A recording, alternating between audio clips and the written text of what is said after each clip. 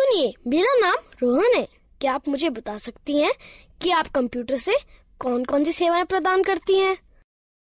हाँ बिल्कुल, मेरा नाम गीता है और जैसा कि आप देख रहे हैं कि मेरे पास इंटरनेट सुविधा युक्त एक कंप्यूटर है, जिसके जरिए मैं विभिन्न सेवाएं जैसे रेल टिकट की बुकिंग, विभिन्न प्रकार की सूचनाएं जानने में, बिजली व मोबाइल फोन के बिलों का भुगतान, बैंक से लेन देन, पैन कार्ड, पासपोर्ट का आवेदन आदि आदि सुविधाएं प्राप्त करा सकती हूँ। अच्छा, इसका मतलब मेरे गाँव वालों को इन कामों के लिए शहर जाने की जरूरत नहीं है? नहीं, बिल्कुल नहीं। यदि गांव में इंटरनेट युक्त कंप्यूटर सुविधा उपलब्ध है, तो गांव वालों को इन सुविधाओं को प्राप्त करने हेतु शहर जाने की आवश्यकता नहीं है। अरे, ये तो बहुत ही अच्छा है। मुझे पूरा विश्वास है कि यह सब जानकर गांव वाले भी मेरी तरह बहुत प्रसन्न होंगे। हाँ बिल्कुल, आप इन्हें गांव वालों को अवश्य बताइए। सुनिए, मेरा नाम राम प्रसाद है। आप कौन कौन सी ऑनलाइन सेवाएं प्रदान कर सकती हैं? क्या मेरे शहर गए बगैर आप मेरी बिजली बिल का भुगतान यहीं से करवा सकती हैं? मुझे यात्रा करने में बड़ी तकलीफ होती है। हाँ बिल्कुल, आप इतनी दूर गए बगैर अपना बिजली का बिल भुगतान यहीं से कर सकते हैं। ऐसा है तो ये मेरे लिए बहुत ही सुविधाजनक होगा। क्या आप कंप्यूटर के जरिए फसल के बाजारू भाव भी बता सकती हैं? हाँ बिल्कुल, मैं कंप्यूटर पर इंटरनेट के जरिए वर्तमान में फसल के भाव भी बता सकती हूँ। यह तो आश्चर्यजनक है कि हम ये सारी सुविधाएं गांव में भी प्राप्त कर सकते हैं। हाँ, इंटरनेट के जरिए ये सभी सुविधाएं आप अपने गांव में ही प्राप्त कर सकते हैं। मैंने सुना है कि आजकल इंटरनेट की सुविधा मोबाइल फोन पर भी उपलब्ध है। क्या ये सत्य है? हाँ रोहन, न केवल मोबाइल फोन बल्कि आजकल लोग स्मार्टफोन अथवा टैबलेट पर भी इंटरनेट कनेक्शन का उपयोग बहुत सारे कामों के लिए करते हैं। यह सब सुनने में बहुत रुचिकर लगता है। क्या आप मुझे कंप्यूटर, स्मार्टफोन और टैबलेट के बारे में सिखा सकती हैं? बिल्कुल रोहन, कृपया बैठ जाइए। मैं आपको कंप्यूटर, स्मार्टफोन और टैबलेट के बारे में और अधिक बताती हूँ। बाकी आप लोग भी बैठ जाइए, जिससे मैं आप सभी को डिजिटल यंत्रों के बारे में और अधिक बता सकूं। सबसे पहले हम यह सीखते हैं कि कंप्यूटर क्या है। कंप्यूटर एक इलेक्ट्रॉनिक यंत्र है जिसका उपयोग आंकड़ों व सूचनाओं के संकलन व प्रसंस्करण के लिए किया जाता है। हम कंप्यूटर से क्या क्या कर सकते हैं? कंप्यूटर के जरिए मीलों दूर रहने वाले परिवार के सदस्यों व मित्रों से जुड़ा जा सकता है। रेल टिकट बुक कराए जा सकते हैं, बैंक खाते में लेन देन किया जा सकता है, सूचनाएं एकत्रित की जा सकती हैं, खेल खेले जा सकते हैं, गाने सुने जा सकते हैं और सिनेमा पिक्चर देखी जा सकती है। अब हम कंप्यूटर व उसके विभिन्न हिस्सों के बारे में सीखते हैं। A computer is divided into two parts, hardware and software. The computer and all the equipment connected to it are called hardware. Software is the set of instructions that the computer follows in performing a task. आपका मतलब है कि screen पर दिखने वाले सभी icons software होते हैं? हाँ रोहन, सॉफ्टवेयर कंप्यूटर में प्रोग्राम होते हैं जिनसे हम भांति भांति के काम करते हैं। अब हमें विभिन्न उपकरणों के विषय में जानना चाहिए जिनसे कंप्यूटर बनता है। कंप्यूटर के 3 अंग होते हैं। पहला इनपुट डिवाइस, दूसरा प्रोसेसिंग डिवाइस, तीसरा आउटपुट डिवाइस। जैसे एक ट्रैक्टर को चलने के लिए डीजल अथवा पेट्रोल की आवश्यकता होती है, ठीक उसी तरह कंप्यूटर में डाटा भरने, निर्देश अथवा सूचनाएं संकलित कर विभिन्न कार्य करने के लिए उपकरणों की आवश्यकता होती है। Devices which are used to insert data, instructions or information into a computer are called input devices. इन चित्रों को देखो, ये कुछ इनपुट डिवाइसें हैं जिनका प्रयोग कंप्यूटर में होता है। ये इनपुट डिवाइस निम्न हैं: pen drive, mouse, keyboard, CD, microphone. Keyboard और माउस प्राथमिक इनपुट डिवाइसें हैं। यह बिल्कुल टाइपराइटर के कीबोर्ड की तरह दिखता है। हाँ, इसमें कुछ अतिरिक्त बटन अवश्य है। सामान्य कीबोर्ड के बटनों के साथ इसमें कुछ अंक एवं विशेष बटन अवश्य होते हैं। क्या आप मुझे बताएंगी कि इन विशेष बटनों का प्रयोग किस लिए किया जाता है? अंक बटनों की सहायता से कैलकुलेटर की भांति कंप्यूटर में अंक भरे जाते हैं।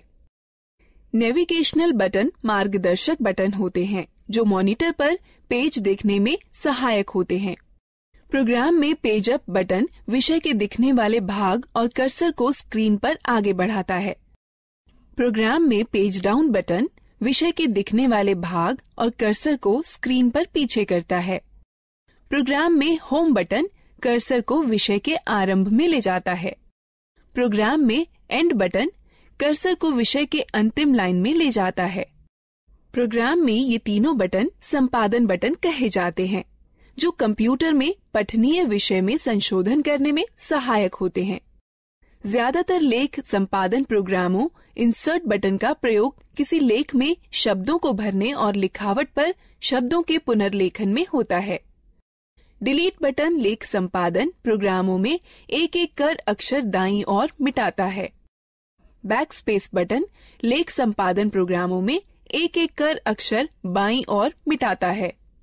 ये 4 बटन किस काम के लिए प्रयोग किए जाते हैं? ये चारों बटन दिशा निर्देशक बटन कहलाते हैं। ज्यादातर लेख संपादन प्रोग्रामों में ऊपर की तरफ तीर के निशान वाला बटन कर्सर को स्क्रीन पर ऊपर की ओर ले जाता है। ज्यादातर लेख संपादन प्रोग्रामों में नीचे की तरफ तीर के निशान वाला बटन कर्सर को स्क्रीन पर नीचे की ओर ले जाता है। ज्यादातर लेख संपादन प्रोग्रामों में बाएं की तरफ तीर के निशान वाला बटन कर्सर को स्क्रीन पर बाएं की ओर ले जाता है। ज्यादातर लेख संपादन प्रोग्रामों में दाएं की तरफ तीर के निशान वाला बटन कर्सर को स्क्रीन पर दाएं की ओर ले जाता है। क्या तुम F1 से F12 तक के बटनों को देख रहे हो? यह बटन फंक्शन बटन कहलाते हैं। यह बटन कंप्यूटर पर सक्रिय प्रोग्राम के अनुसार निर्दिष्ट किए गए विशेष कार्य को निष्पादित करते हैं। ज्यादातर प्रोग्रामों में एस्केप बटन चल रही प्रक्रिया समाप्त कर देता है। कंट्रोल और अल्टरनेट बटन क्रिया परिवर्तन बटन हैं, जो ज्यादातर प्रोग्रामों में विशिष्ट कार्य और माउस की क्रिया को या तो परिवर्तित कर देते हैं या तो बढ़ा देते हैं।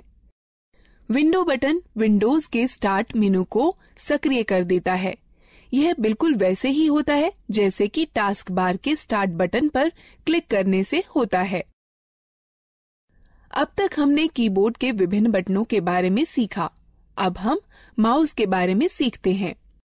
माउस एक दिखाने, निर्देशन करने वाला यंत्र है जिसका प्रयोग कंप्यूटर स्क्रीन पर दिखने वाले विषय आइकन्स को इंगित कर उनसे परस्पर संबंध बनाने में होता है।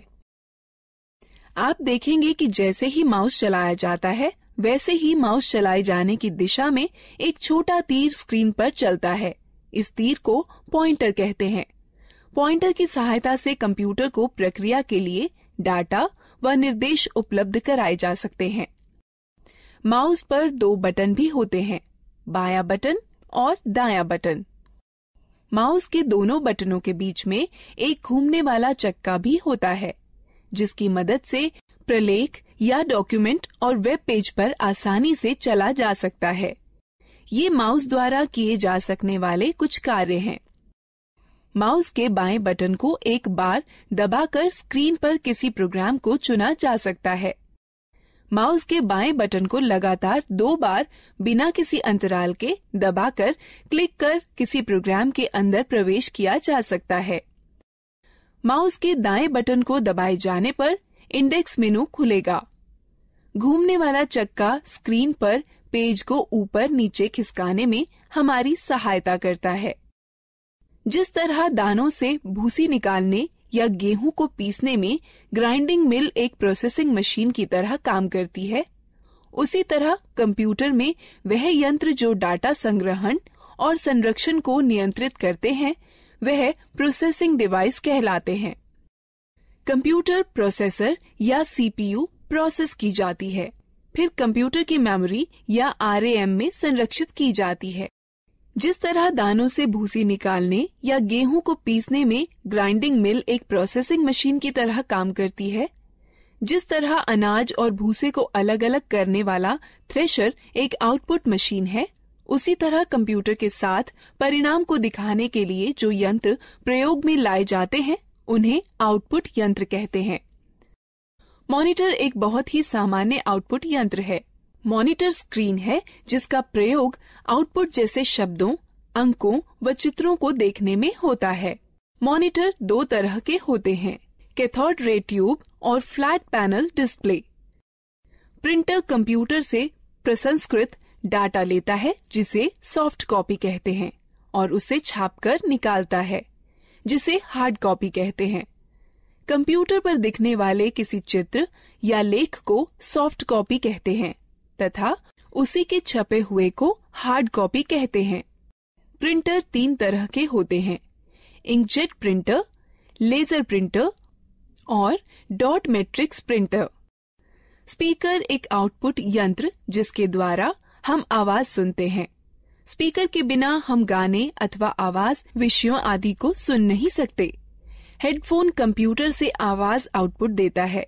ये स्पीकर की तरह होते हैं किंतु इन्हें कानों पर पहना जाता है, इसलिए एक समय में केवल एक ही व्यक्ति आउटपुट सुन सकता है। प्रोजेक्टर एक आउटपुट यंत्र है जिससे किसी लेख या चित्र को समतल स्क्रीन पर दिखाया जाता है। अधिकतर प्रोजेक्टर का प्रयोग सम्मेलनों में या प्रस्तुतिकरण में होता है जिसके द्वारा प्रदर्शित होने वाले कई लोग एक साथ देख सकते हैं। अब तक हमने कई तरह की इनपुट प्रोसेसिंग व आउटपुट डिवाइसों के बारे में जाना है। अब हम लोग मजेदार गतिविधि में भाग। प्रत्येक प्रश्न के लिए सही विकल्प चुनें। सही है, अच्छा प्रयास।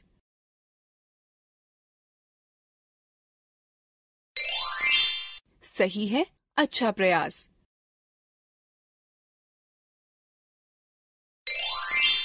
सही है, अच्छा प्रयास। सही है, अच्छा प्रयास।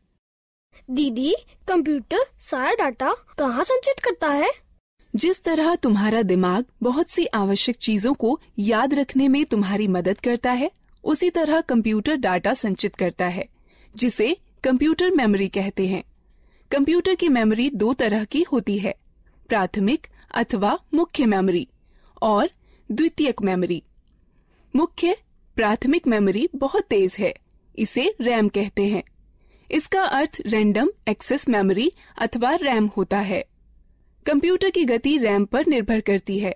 डाटा और निर्देश मुख्य मेमोरी में संचित रहते हैं, जहां से ये प्रोसेस कर रिजल्ट प्राप्त करने के लिए सीपीयू में पुनः प्राप्त किए जा सकते हैं। रैम वह मेमोरी होती है जहां सारे प्रोग्राम संचित किए जाते हैं। कंप्यूटर की गति रैम पर निर्भर होती है। कैश मेमोरी वह मेमोरी है जो रैम का अंग होती है और प्रोसेसर के बहुत पास होती है। इसका प्रयोग प्रोसेसिंग गति को सुधारने में किया जाता है।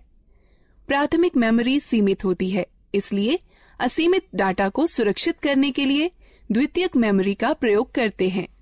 चूंकि कंप्यूटर द्वितीयक मेमोरी पर सुरक्षित डाटा को सीधे प्रोसेस नहीं कर सकता, अतः प्रोसेस करने के लिए पहले रैम पर उसकी नकल तैयार की जाती है। ये कुछ डिवाइस हैं जो द्वितीयक मेमोरी की तरह कार्य करती हैं, पेन ड्राइव, हार्ड डिस्क और डीवीडी। तो एक कंप्यूटर डाटा को अपनी मेमोरी में कैसे सुरक्षित करता है? कंप्यूटर सभी सूचनाएं केवल दो अंकों 0 और 1 में संचित करता है। एक अकेली बाइनरी डिजिट अर्थात 1 अथवा 1 0 को बिट कहते हैं। 8 बिट्स के ग्रुप को एक बाइट कहते हैं। इस सारणी को देखो, इसमें बिट्स और बाइट्स के बीच के संबंध को दिखाता है। निर्देश जो कार्य पूरा करने और हार्डवेयर को नियंत्रित करने के लिए प्रयोग किए जाते हैं, सॉफ्टवेयर कहलाते हैं। सॉफ्टवेयर प्रोग्राम्स निर्देशों का योजनाबद्ध क्रमवार समूह है जो कंप्यूटर को निर्देशित करते हैं कि क्या करना है और कैसे करना है। सॉफ्टवेयर दो प्रकार के होते हैं, एप्लीकेशन सॉफ्टवेयर और सिस्टम सॉफ्टवेयर। एप्लीकेशन सॉफ्टवेयर वो प्रोग्राम होते हैं जो उपयोगकर्ता को कंप्यूटर में विशिष्ट कार्य को पूरा करने में मदद करते हैं। माइक्रोसॉफ्ट वर्ड और open office draw application software के उदाहरण हैं, जो प्रोग्राम कंप्यूटर हार्डवेयर से सीधे जुड़े होते हैं। सिस्टम सॉफ्टवेयर कहलाते हैं। कंप्यूटर चलाने के लिए आपको एक ऑपरेटिंग सिस्टम की आवश्यकता होती है, जो एक सिस्टम सॉफ्टवेयर है। हमारे आगे बढ़ने से पहले इस एक्टिविटी में भाग लेते हैं। प्रत्येक प्रश्न के लिए सही विकल्प चुनें। सही है, अच्छा प्रयास।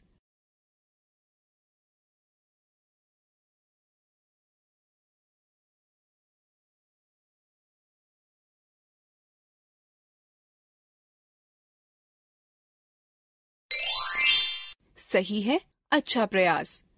गीता, ये सब रुचिकर है। मैंने पहले कभी भी कंप्यूटर नहीं चलाया है। क्या तुम मुझे बता सकती हो कि कंप्यूटर कैसे स्थापित किया जाता है और कैसे चलाया जाता है? अवश्य चाचा, मैं सब कुछ समझा दूंगी। सबसे पहले मैं आपको कंप्यूटर के विभिन्न अंगों से परिचित कराती हूँ। यह मॉनिटर है। यह टेलीविजन की तरह है और इसकी स्क्रीन पर आउटपुट देखा जाता है। यह सिस्टम बॉक्स है। इसमें सेंट्रल प्रोसेसिंग यूनिट अर्थात सीपीयू होता है। यह सीपीयू ही कंप्यूटर का मुख्य दिमाग होता है। यह कीबोर्ड और माउस हैं। यह दोनों इनपुट डिवाइस हैं, जिसके द्वारा कंप्यूटर में डाटा भरा जाता है। कंप्यूटर को जोड़ने के लिए सबसे पहले उसे मेज पर रखिए। तब सिस्टम बॉक्स के बगल में मॉनिटर रखिए। सिस्टम बॉक्स के पीछे का भाग देखिए। इसमें विभिन्न डिवाइसें जोड़ने के लिए खांचे बने हैं, जिन्हें पोर्ट कहते हैं। अब इस तरह से मॉनिटर सिस्टम से जोड़ा जाता है। सिस्टम बॉक्स वीडियो पोर्ट को वीजीए पोर्ट कहते हैं। इससे मॉनिटर को जोड़ने वाले तार को वीजीए केबल कहते हैं। वीजीए केबल के एक सिरे को सिस्टम के वीजीए पोर्ट से तथा दूसरे को मॉनिटर से जोड़ा जाता है। कीबोर्ड दो प्रकार के कनेक्टर वाले होते हैं, PS2 कनेक्टर अथवा USB कनेक्टर। कीबोर्ड को कनेक्ट करने के लिए उसके कनेक्टर को सिस्टम के उपयुक्त पोर्ट में जोड़ा जाता है। माउस 3 प्रकार के कनेक्टर वाले होते हैं, PS2 कनेक्टर, USB कनेक्टर अथवा सीरियल कनेक्टर। माउस को कनेक्ट करने के लिए उसके कनेक्टर को सिस्टम के उपयुक्त पोर्ट में जोड़ा जाता है। उसी तरह यदि आप प्रिंटर को जोड़ना चाहते हैं तो उसके कनेक्टर, जो इन दो में से किसी एक प्रकार का हो सकता है, समानांतर पोर्ट अथवा USB पोर्ट को सिस्टम के उपयुक्त पोर्ट में जोड़ दें। अब हम कंप्यूटर को बिजली के मेन बोर्ड से कैसे जोड़ सकते हैं? कंप्यूटर 2 बिजली सप्लाई के तारों के साथ आता है। एक बिजली सप्लाई तार को सिस्टम यूनिट के बिजली सप्लाई प्लग में तथा दूसरे तार को मॉनिटर के पोर्ट से प्लग करें। उसके बाद दोनों तारों को बिजली के पोर्ट से या UPS से जोड़ें। क्या आप हमें दिखा सकती हैं कि कंप्यूटर को कैसे जोड़ते हैं? बिल्कुल। कंप्यूटर चालू करने के लिए निम्न कार्यवाहियों का अनुसरण करें। पहले सिस्टम यूनिट व मॉनिटर दोनों की बिजली सप्लाई चालू करें। तब सिस्टम यूनिट का पावर बटन दबाकर उसे चालू करें व मॉनिटर का पावर बटन दबाकर उसे चालू करें। अब कुछ क्षण इंतजार करें और देखें कि मॉनिटर पर डिस्प्ले आने लगा है। इसे बूट स्क्रीन कहते हैं। धीरे धीरे सभी सॉफ्टवेयर लोड हो जाएं तो कंप्यूटर प्रयोग के लिए तैयार है। धन्यवाद गीता। पहली बार न केवल कंप्यूटर को देखा है बल्कि उसे चालू करना भी सीखा है। हाँ, कंप्यूटर के विषय में यह सब बताने के लिए धन्यवाद दीदी। अब क्या आप हमें मोबाइल फोन व टैबलेट के बारे में भी बता देंगी? बिल्कुल रोहन, मैं तुम्हें सिखाऊंगी कि मोबाइल फोन व टैबलेट कैसे चलाते हैं। हाँ, मैं भी इन चीजों के बारे में सीखना चाहता हूँ। पहले हम मोबाइल फोन व टैबलेट के विभिन्न अंगों, कार्यों व उपयोगों के बारे में जानते हैं। जैसे आप जानते हैं कि बेसिक मोबाइल फोन एक ऐसा यंत्र है जिससे आप कॉल कर सकते हैं, कॉल प्राप्त कर सकते हैं व मैसेज लिखकर भेज सकते हैं व प्राप्त कर सकते हैं।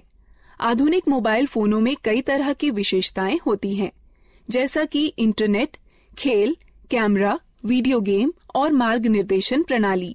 यह फोन स्मार्टफोन कहलाते हैं। कुछ मोबाइल फोनों में 2-2 सिम कार्ड एक साथ ही फिट हो जाते हैं। इन्हें डुअल सिम फोन कहते हैं। फोन के विभिन्न अंगों को देखें।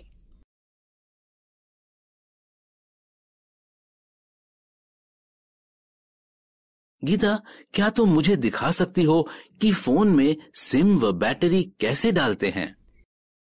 बिल्कुल, बस निम्न प्रक्रियाओं का अनुसरण करें। पहला, फोन को स्विच ऑफ कर दें और पीछे का कवर निकाल दें। उसके बाद फोन की बैटरी निकाल दें। तब सिम खांचे में सिम डाल दें। अंत में बैटरी व कवर पुनः लगा दें और फोन को चालू करें। धन्यवाद गीता, मुझे फोन की बैटरी चार्ज करने में भी समस्या होती है। चिंता न करें, बस निम्न प्रक्रियाओं का अनुसरण करें। पहला, चार्जर को दीवार पर बिजली के बोर्ड में लगाएं। तब चार्जर को फोन में लगाएं। कुछ समय बाद जब मोबाइल बैटरी फुल दिखाए तो पहले चार्जर को फोन से निकालें, फिर दीवार से निकालें। मैं आपको सिखाती हूँ कि फोन के बटनों को लॉक व अनलॉक कैसे किया जाता है। हमें बटनों को लॉक क्यों करना चाहिए? चाचा, जब आप लंबे समय तक फोन का प्रयोग न कर रही हों तो उसे लॉक करके रखना अच्छा होता है। इसकी यह प्रक्रिया है। फोन लॉक करने के सिलेक्ट मेन्यू पर जाइए और स्टार बटन दबाइए। अब ये लॉक कैसे खुलेगा? इसे खोलने के लिए फोन का अनलॉक बटन दबाइए और तब स्टार बटन दबाइए। मेरे पास ये नया मोबाइल है और मुझे यहाँ तक नहीं पता है कि इसकी विशेषताएं कैसे देखें। आप अपने मोबाइल की विशेषताएं देखने के लिए पहले मेनू आइकन छुएं या मेनू बटन दबाएं, जिससे फोन के सारे फीचर दिखाई पड़ने लगेंगे। और पीछे जाने के लिए पीछे आइकन को छुएं या बटन को दबाएं। पुनः आरंभ में जाने के लिए होम आइकन को छुएं या बटन को दबाएं। बेसिक फोन अथवा टच स्क्रीन फोन रिंगटोन घंटी बदलने के लिए निम्न प्रक्रिया अपनाएं।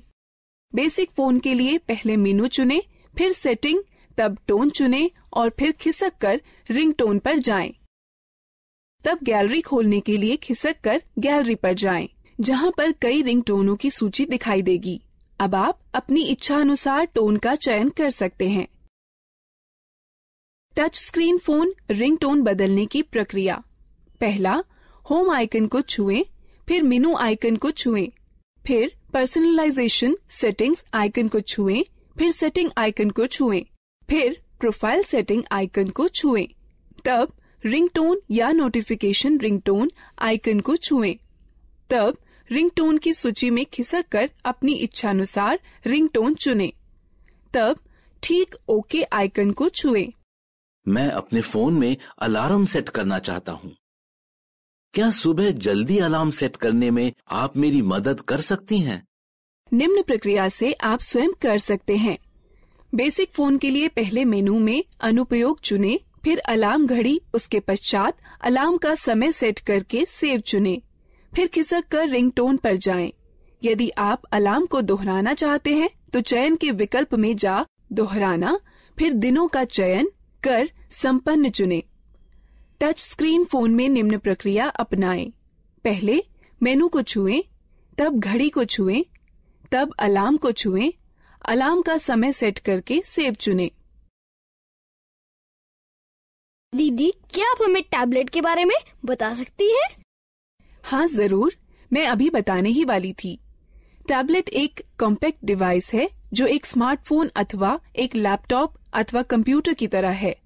आजकल टैबलेट अपने सुविधाजनक आकार और फीचर के सरल उपयोग के कारण बहुत लोकप्रिय हो गए हैं। इनका उपयोग हम इंटरनेट पर ब्राउजर, मेल चेक करना, डाउनलोड और किताबें पढ़ने, गेम खेलने, वीडियो देखने के अलावा संगठक के रूप में किया जा सकता है। टैबलेट विभिन्न प्रकार के होते हैं। यहाँ पर कुछ हैं। बुकलेट टैबलेट पीसी का सबसे सरलतम रूप है, जो किताब की तरह दिखता है। इस डिवाइस के दोनों तरफ डिस्प्ले होता है और इसकी कार्यप्रणाली दोनों तरफ छूने से कार्य करती है। यह हस्तलेख को पहचानने वाला सॉफ्टवेयर होता है, जो तुम्हें स्क्रीन पर वैसे ही लिखने की अनुमति देता है जैसे कि आप पेपर पर लिख सकते हैं। स्लेट सबसे साधारण और सबसे ज्यादा पाया जाने वाला टैबलेट पीसी है, जो अधिकतर मनोरंजन के लिए, फिल्म देखने के लिए, इंटरनेट चलाने के लिए, वीडियो देखने, वीडियो कॉल करने और दोस्तों के साथ चैट करने के लिए प्रयोग किया जाता है। कन्वर्टेबल टैबलेट लगभग पारंपरिक लैपटॉपों की तरह के ही होते हैं। इसमें बस एक बड़ा फर्क यह होता है कि इनसे टच स्क्रीन डिस्प्ले होता है, जिसे 180 डिग्री तक घुमाया भी जा सकता है। हाइब्रिड टैबलेट में स्लेट और कन्वर्टेबल टैबलेट दोनों की सबसे अच्छी विशेषताएं सम्मिलित होती हैं। हाइब्रिड टैबलेट अलग हो सकने वाले कीबोर्ड के साथ आते हैं, जो कि दिए गए स्लॉट के जरिए स्लेट पीसी में जोड़कर टैबलेट पीसी में बदले जा सकते हैं। एक रग्ड टैबलेट उन उपयोगकर्ताओं के लिए अच्छा है जो कठिन वातावरण परिस्थितियों में कार्य करते हैं। इनके अंदर की हार्ड ड्राइव झटकों को सहन करने वाली और इनका सुरक्षात्मक कवच इन्हें काफी टिकाऊ बनाता है। यह एक बात आपके लिए ध्यान में रखना अति आवश्यक है कि प्रथम बार इनका उपयोग करने से पूर्व इनकी बैटरी को कम से कम 6 से 7 घंटे चार्ज करना चाहिए, जब तक कि बैटरी पूर्ण रूप से चार्ज न हो जाए। हम बैटरी कैसे चार्ज करते हैं? इन चरणों का अनुसरण करो। पहला, केबल को चार्जिंग हेड में लगाएं और प्लग को स्टैंडर्ड एसी पावर में लगा दें। डिवाइस अपने आप चार्ज होने लगती है। डिवाइस के पूरा चार्ज होने के बाद चार्जर को प्लग से हटा देना चाहिए। डिवाइस में ऊर्जा संरक्षण हेतु पावर सेव बटन को दबाकर स्क्रीन को बंद किया जा सकता है। स्क्रीन को पुनः चालू करने के लिए यह प्रक्रिया दोबारा करें। डिवाइस को बंद करने का सही तरीका क्या है? जब आपको डिवाइस बंद करनी हो तो निम्न चरणों का अनुसरण करें। पहले, पावर बटन को कुछ क्षण के लिए दबा कर रखें। तब टैबलेट को बंद करने के लिए मेनू खुलने पर दिखाई देगा। तब पावर ऑफ पर टच कर डिवाइस को बंद करें। एक टैबलेट की होम स्क्रीन एप्लीकेशन फंक्शन मेनू के लिए स्टार्टिंग पॉइंट है। आप अपनी होम स्क्रीन को एप्लीकेशन आइकन्स शॉर्टकट फोल्डर को जोड़ करके कस्टमाइज कर सकते हैं। अतिरिक्त डिस्प्ले स्क्रीन के लिए स्क्रीन को दाएं अथवा बाएं खिसकाएं। तो तुमने सीखा कि कैसे लैपटॉप, कंप्यूटर, मोबाइल फोन और टैबलेट को इस्तेमाल करते हैं। अब हम इस प्रक्रिया में भाग लेते हैं। प्रत्येक प्रश्न के लिए सही विकल्प चुनें। सही है, अच्छा प्रयास। सही है, अच्छा प्रयास। सही है, अच्छा प्रयास। सही है, अच्छा प्रयास।